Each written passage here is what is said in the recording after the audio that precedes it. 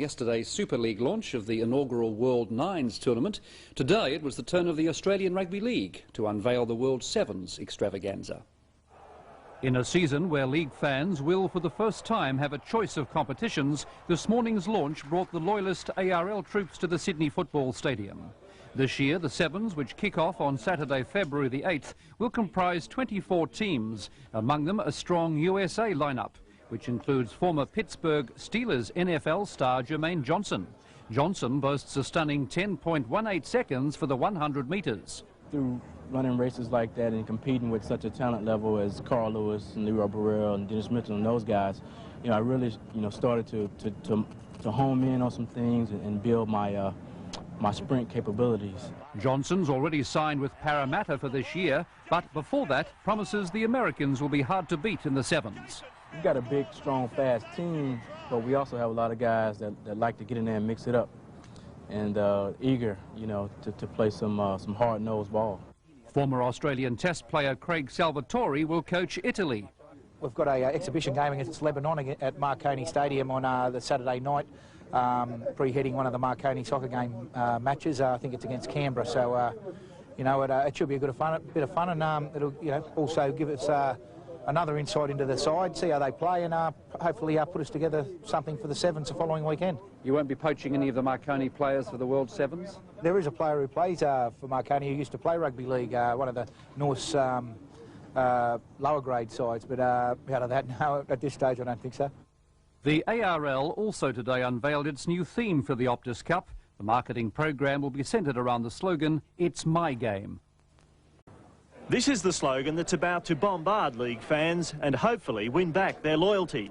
Everywhere I went over Christmas, all I heard was people saying they want to understand their game, they want their game back, it's their game. The new campaign was unveiled at today's launch of the 7's, but not everything went smoothly. To the 9's or 7's tournaments, that's an awful word. Someone's just asked me about the 9's being launched. The biggest attraction of this year's competition is Team USA giant Nate Turner, who played in the last 2 Super Bowls. I don't know. I think a lot of people are going to be surprised. I'm a lot faster than I might look, so I think it'd be like sleight of hand type deal. The tournament begins on February 8. And the ARL's year begins with the World 7's, featuring 24 teams. The competition over 2 days, early next month, features traditional clubs plus 12 other countries, including Lebanon for the first time. Is the latest promotional slogan in the battle to win back the fans. Had its first public airing at today's World 7's launch. An imposing sight in this year's World 7's, Nate Turner, ex-Super Bowl player with the Buffalo Bills, now tackling rugby league with Team USA and trialling as a forward for Parramatta, something he never imagined possible. Not in 1,000 years, but the opportunity arose, for me to continue playing professional sports and have a chance to keep going, so that's why I'm here. The tournament boasts 24 teams from 10 countries, including Italy and Lebanon. As a forerunner to the Optus Cup, the ARL-aligned clubs are taking the competition seriously. Defending champions Newcastle will be treating the trophy with a little more respect. Financial part of it's very important for the clubs. $80,000 can't be snoozed at. Following yesterday's launch of Super League's World 9's, today was the establishment's reply in the battle for the fans. Both organisations have got something to sell. I don't think any of the players really get into the politics of it now on either side. The players may be concentrating on winning the trophy, but the politics continues. Today's launch giving a taste of how the ARL plans to win the fans this season. New ARL Chief Executive Neil Whittaker's first public engagement carried a simple message. The fact is, from where I sit, it's the fans who own this game. The 2-day tournament kicks off at the Sydney Football Stadium on February 8. Inspired by their coach Tommy Raudonikis and the players in good spirits. These 2 clubs, Brockman, had some of the great encounters of the 70s. Sometimes bloodbaths at Lidcombe Oval. This will be interesting too. Desi Hasler playing against his old club for the first time. And Manly beaten in their first game by North Sydney, which was a bit of a shock too, I might add. There's Desi Hasler, the veteran who has decided he wanted to go round for at least another season. Mick Lewis is our referee. Willis will get proceedings underway for the Magpies. Illawarra block. Illawarra it was, yeah, sorry. Beat Manly. Yep. And Manly will have to beat West by more than 18 points to get themselves back into the top part of the draw tomorrow. That's true. I'll tell you, if West win, they go to the Cup. Manly must win by 10 points to go into the Cup. So there's a couple of scenarios there. We're underway. And they were very impressive in their first game too, Western Suburbs. A number of great players in their side. Brendan Pearson scored a couple of tries. The McGuinness brothers, he scored 2 tries. Desi Hasler leading the way for the Magpies. Yeah, big, very strange feeling for Des Hasler out there in the Magpies colours up against his long-time club. And Manly, they'll mean business after that loss to Illawarra. Lions. Certainly a couple of players they'll miss Manly from their last few 7 seasons. Desi Hasler's one and Matthew Ridge is the other. Hopewadi is on his way but pulled down in desperation defence by Ken McGuinness. Last tackle. The Sea Eagles. Cliffy's gone without it. Knocked back is the call. Sedaris, the kick. Will Pearson be able to get out of his ground? He can't. Yeah, tremendous chase there from Craig Hancock. Very underrated player there. He makes the tackle on Brendan Pearson. And there's more pressure to be put on from this Manly side. That's a better start from them, Jason. They look a little bit more enthused in this game against Western Suburbs. Yeah, that's a great start. To get 2 sets of 6 back-to-back against the side is going to have West struggling for the rest of the game. He's back. Craig Innes. Danny Moore goes without it. Well, that will be a sigh of relief for the Western Suburbs side. Second tackle. Danny Moore has gone without the football. That'll be a feed to the Western Suburbs Magpies about 40 metres out from their own line. Just reminding you, if West win, they go into the Cup. Manly must win by 10 points to go into the Cup. I think it's 18, Terry. It's 18, is it? Yeah, Manly are -4 and West are +14. Oh, that's an even bigger task for the Sea Eagles. They need points, they need a lot of them, and they need to score them quickly. Magpies in the box seat.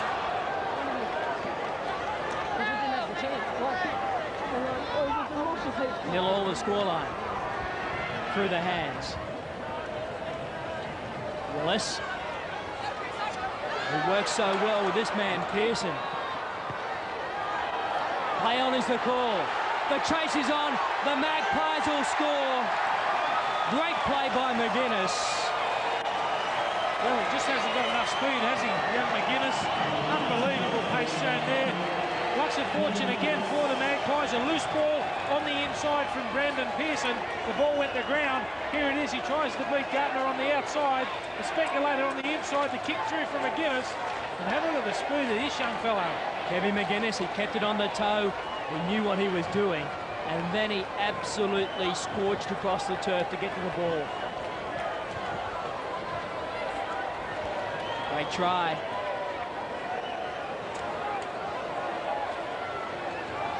Damien Kennedy converts. And now the Magpies lead by 6 points to 0. That's exactly the start they needed, Jason Taylor. Yeah, it certainly is. It hurts me to see Andrew Willis not take the field goal attempts after what he did to us last year at Campbelltown. Exactly, that last-minute field goal, which cost North Sydney victory on that Monday night at Campbelltown. With the hands of Lions. Menzies, now Innes. Simple, it's just numbers. Danny Moore goes across, gets the ball down, and makes it 6 points to 4. Well, that's a Manly we're used to watching. Cliff Lyons again involved. A set play there from Manly to get the extra man. And in the end, it's Danny Moore who scores the try. The set play here, Lyons involved, the long pass, Menzies, quick hands, Innes. Desi Hasler comes across in cover defence. Moore just a little bit too much pace. The conversion unsuccessful from Craig Field. The scoreline, Western Suburbs 6, Manly 4. The good teams make tries like that look easy, don't they? They certainly do, and Craig Field, former Rabbitoh, stepping out in the Manly colours. takes a while to get used to the new look. Players look so different in different colours. Yeah, it does too, doesn't it? I mean, it's going to take a little while for Craig Field to settle into Manly's style of play, but I'm sure he will. He's a tremendous young player. Siri Lang for the Magpies. Loses his jumper, and the ball is now wrapped up in it. So as Siri Lang gets it out and play on. Hasler looking for a way through against his old teammates. And Craig Innes says, come here, Desi. He's a good defender, isn't he, Jason? Craig Innes. Georgialis back on the inside. Rarely misses. He does. He really adapted to the Optus Cup really quickly, Craig Innes, in defence. McGuinness. This is Ken McGuinness. Taken out in back play, was he? The referee says he was. Jimmy Sedaris, as we've seen throughout his career, had plenty to say to the referee. But it's an argument you just can't win. It'll be hard to stop here, Pearson. Oh, bounced it. So Brendan Pearson, who went himself, play will come back to the 20-metre line for a tap restart. There was no need for that. There was a perfect opportunity to go well ahead. They had 6 tackles, only 10 metres out. Manly will make you pay. Well, Hopewadi can't handle it. Manly are playing like a team who know they need to win by 18, aren't they? Exactly. And the clock is against them because there's inside 45 seconds until the half-time break. Every time West have the ball, regardless of whether they score or not, if they hold it to 6, they tick the clock down, the chances become less and less that they're going to lose by that margin. That should be the first thing that their coach, Tommy Ridonica, speaks to in the half-time about. Just completion. That's all you have to worry about, man. We have to take all the chances. Damien Kennedy. Kennedy is straight through. He has absolutely busted them wide open. And this is a soft try. Damien Kennedy.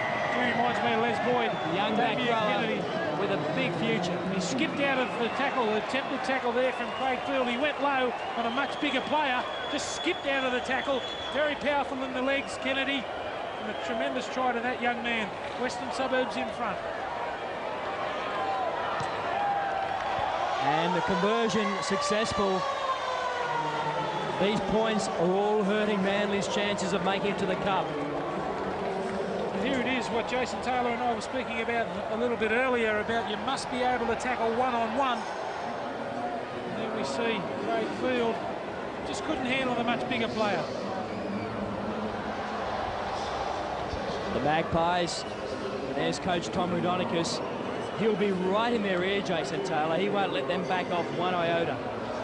As we were talking about the fact that they know Manly have to score those 18 points, but they don't want to be going into the game thinking, oh, well, OK, it doesn't matter if we lose, we just don't let them win by 18. If they go into the game positive, play like they've been playing, maybe not the drop ball on the first tackle which we saw right on the line, but control the ball, the chances are there to take them, and they keep going the way they are, they won't only get into the Cup, but they'll beat Manly. Yeah, West can afford to lose, Blocker, by up to 10 points and still make the Cup quarterfinals, but that man wants to see his side take winning form into the quarterfinals. Yeah, I don't think Tommy would be too happy, and the players are all competitive too. As Jason will probably be able to tell you a little bit better than me, but they want to win these games. To go into the quarterfinals, having beaten Manly, who have come into the competition as the favourites, will be a great boost for them, that's for sure. Well, Manly lost their earlier game to Illawarra by 14 points to 10. Now, that loss was only their second in 4 seasons of the Coca-Cola World Sevens. So that's just how competitive and how successful Manly have been at these championships. It certainly shows, Jason, that Manly made the benchmark for the Sevens, and now everyone's, you know, pretty well catching up, and they are known as, when you come and play in the World Sevens, the team to beat. At the moment, West 12 points to 4 ahead of Manly. Manly need to score. The kickoff, we're underway. Should be a great second half. McGuinness wrestled to the ground. This time by Sedaris. Willis, who's coming to the side with Cherry Mesher, a late withdrawal. And Willis forms a sensational partnership with Brendan Pearson. Damien Kennedy, the try scorer just before the half-time break. Desi Hasler, the former Sea Eagle, now looking to bury them in the Cup playoff. And a loose ball. Well, seen a number of times his hands in the tackle. It's a Manly feed here. The new look Cliffy Lyons, short crop of hair there. Clifford. I bet Cliffy Lyons would be wishing Desi Hasler was next to him in a Manly jersey at the moment, looking at the scoreboard and knowing what's got to be done. And they formed a match-winning combination over many a long year, Hasler and Lyons. And now Manly must do it without Des. Field. That pass was a tough one back on the inside. It was hard. Well, it's just a comedy of errors so far for Manly. Craig Field not happy with himself.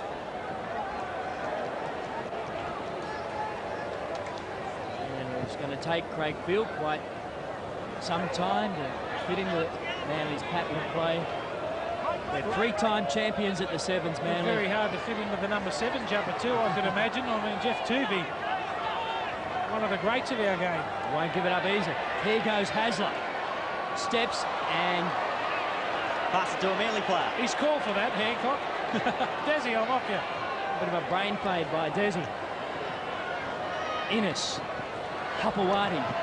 Can he get on the outside of McGuinness? He can't. That's good defence there from McGuinness, Jason. A lot of people have been saying over the last few years McGuinness's defence isn't that good. Today, he stopped many a raid from Manly. John Hopewadi trying to go around the outside is so hard to stop. Gardner. Now Lyons looking to drive Manly towards the try line. There's a gap back on the inside, and that's exactly where Menzies came. Hopewadi, McGuinness. Can McGuinness stop him? Hopewadi. Too strong, too much speed on the outside, and simply too good in the end. Yeah, well, a few odds there. He's tried it on a couple of occasions. McGuinness has come up trumps there, but this time, Hopewadi, too strong. Steve Menzies involved in the play in the middle of the ruck, the long ball out, and Hopewadi, too strong. There's that long spiral pass. Here's the outside, tries to beat him. McGuinness matches it with him for speed. He bumps away from him once. McGuinness comes again, but can't stop the try being scored. A sign of a good player, Jason, that Hopewadi continued to back himself on a number of occasions against McGuinness, and he eventually got the money. He's such a strong player. McGuinness has got him a couple of times when he's tried to go around him, but when he gets that close to the line, you've really got to be right on top of him if you're going to stop him. Manly and the Magpies. 12 points to 8. The Magpies in front. Just a strong run there from McGuinness. Good 15-metre gain. Siri Lang now.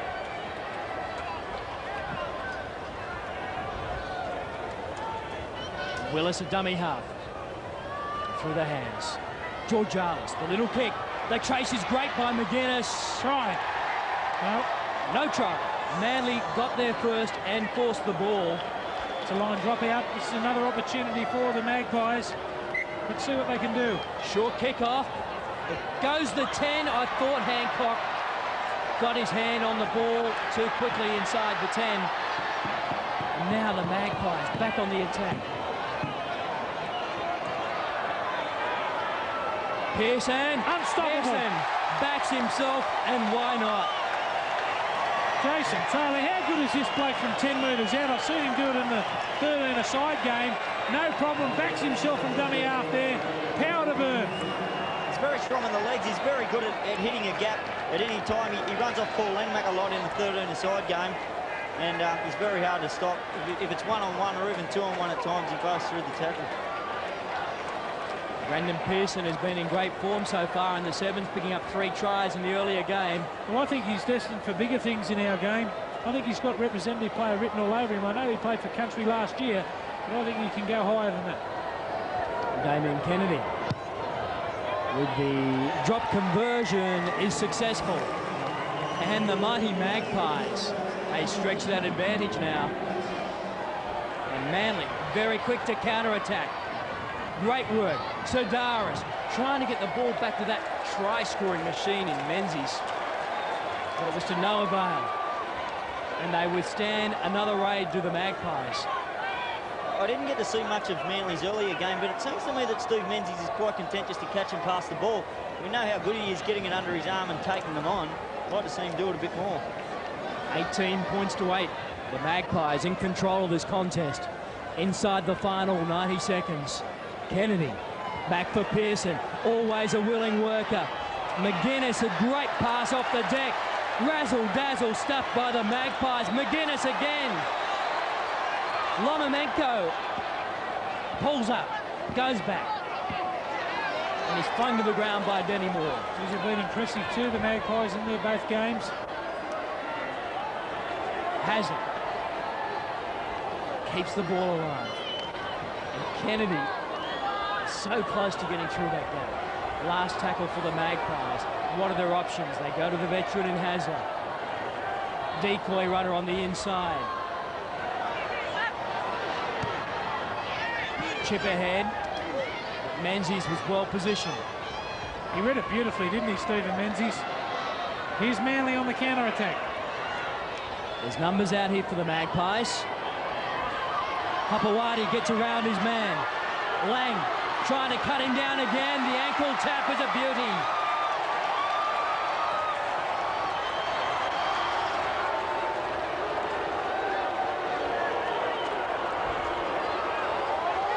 It is a try, though. Terry Hill meandered across the final 20 metres to touchdown, but it was all over. Too little, too late, simply not enough. Manly go down by 18 points to 12.